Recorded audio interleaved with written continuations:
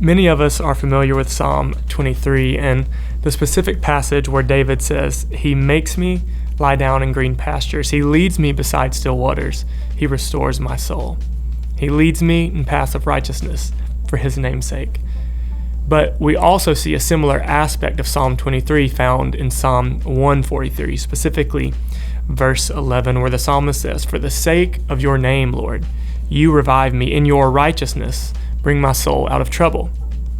I don't know about you, but I've sometimes lived as though God was doing things for my name's sake, like I was the center, when that's really not the case. The reality is that God does love me, that he cares for me, and that he does love you and care for you, and he wants to give good gifts to his children. But the greatest thing about you and me, it's not us. I'm not the greatest thing about me. It's that Christ decided to put his Spirit inside of me. It's Christ in me. See, we're not the point. We really don't have much to offer.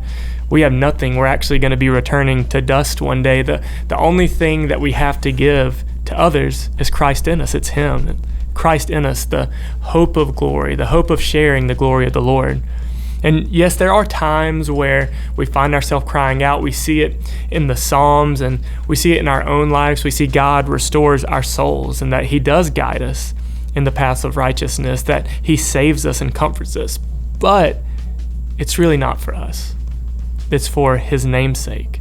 It is his name that brings purpose into our lives, that brings hope to our lives, and ultimately to the lives of others.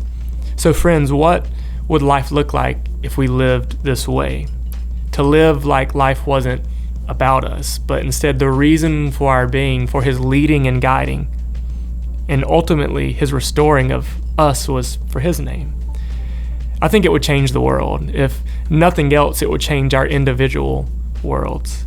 When we say Manna Church, or as Manna Church, when we say we have a vision to change the world, it's not a hopeful platitude, but it's a reality rooted in the person of Christ, that if we live our lives for the sake of his name, he will use imperfect, flawed people to change the world.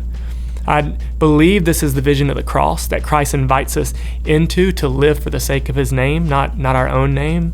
And he's asking us if we'll come. He's asking, will I come? He's asking, will you come? May we all come to him and drink and enjoy and live for the sake of his name.